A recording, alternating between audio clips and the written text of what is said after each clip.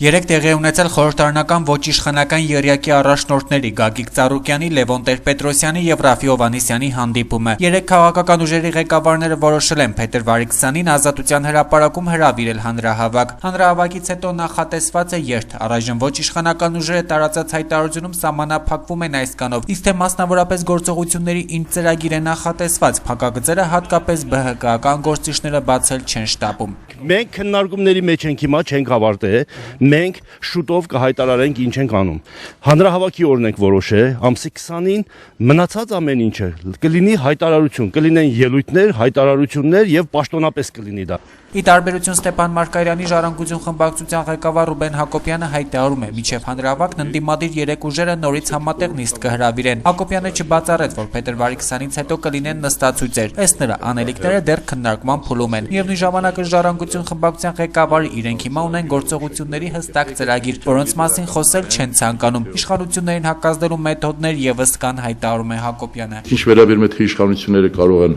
բռնությունների դիմել եւ այլն, չտա աստված եւ կարծեմ այդքան իմաստություն կբավարարի, որ մնալ օրենքի շրջանակներով եւ մանավանդ որ մեկ խարան ունենք, մի երկու խարաններ ունենք, որ դաջվել է մեր կենսագրության նորագույն պատմության, երբ իշխանությունները օգտագործել են ռեպրեսիվ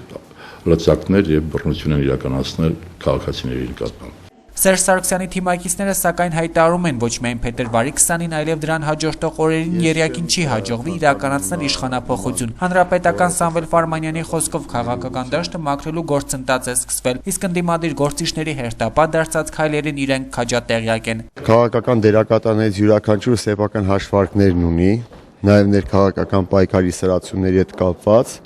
եւ շատ հեռու եմ այն մտքից, որ այդ դերակատարներից որևէ մեկի վերջնական սպասելիքը Գագիկ Ծառուկյանի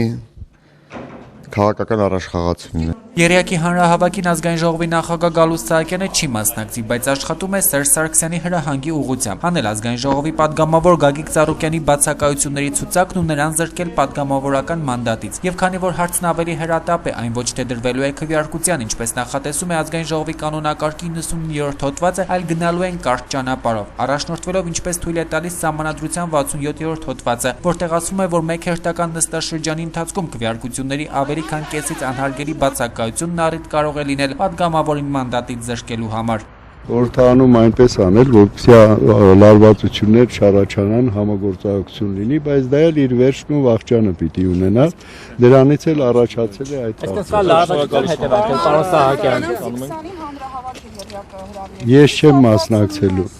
Զարգացումներ կլինեն, ինչ եք կարծում։ Չեմ կարող ասել։ Նստացույց կարող է լինել կամ իշխանափոխություն այդ օրը։ Տագնապների կողմնակից չեմ, որ մտածեմ ինչ որ տագնապներ կա, դա սովորական ժողովրդավարական գործիք է։ Իսկ կմասնակցեն խորհրդարանական ոչ իշխանական մյուս ուժերը երյակի հանրահավաքին դեռևս հայտնի չէ։ Ժառանգություն խմբակցության ղեկավար Ռուբեն Հակոբյանը նշեց, թե մասնավորապես ՕԵԿ-ի հետ խորհրդարանական ձևաչափով Պեշչի շրջանում գրեթե բոլոր հարցերում միասնական դիրքորոշում են ունեցել, ինչը բացակայել է Հույդայի պարագայում, իսկ կոնկրետ հանրահավաքին մասնակցելու մասին քննարկումներ նրանց հետ չեն եղել։